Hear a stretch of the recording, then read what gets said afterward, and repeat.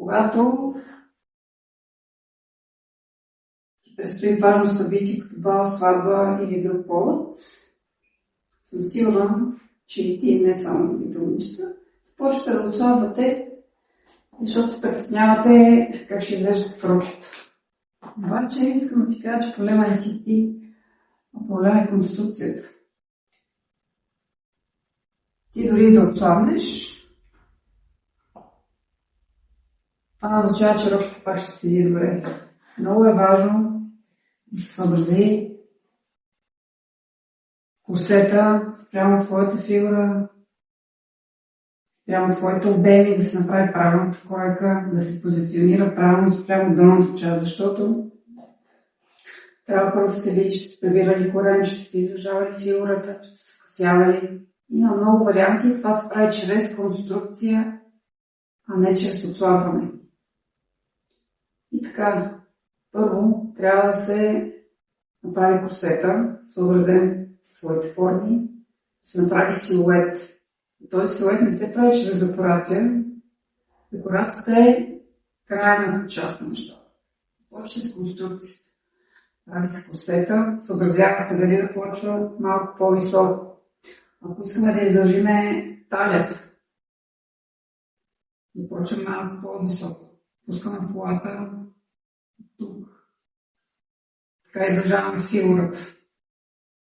Правим я по-слабо. Ако искаме да прикрием коремчето, защото ни е по-голямо, правим курсета малко по-дълъг, прибираме тази част и от тук тръгва полата.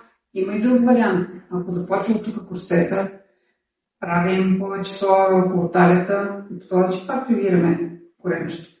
Крайна неща трябва да бъде силует. Една жена винаги има форми. Тя не е плоска. Не ме разберете погрешно, някой плоска,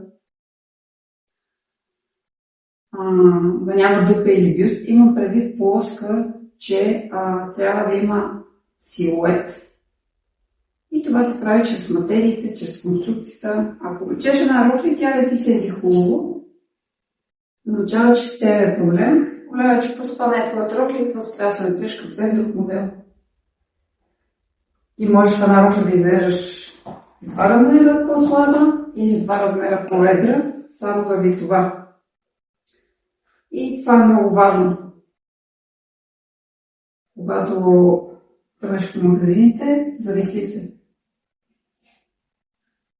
Висока ли съм, ниска ли съм, пълничка ли съм, какво искам да всъщност да покажа, какво искам да скрия. И оттам тръгни. Когато обличеш, ако видиш, че нещо не ти харесва, просто приключи с тази рокля. Не се опитваш да я харесваш и да си мислиш, че ако отслабнеш, ще се харесваш. Не, ти дори да отслабнеш, пак няма да се харесваш. Просто това не е твоята рокля.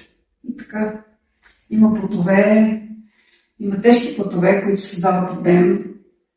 Има тънки, има фирми. Има много материи, с които може да се играе с формите и да се създаде правилната конструкция.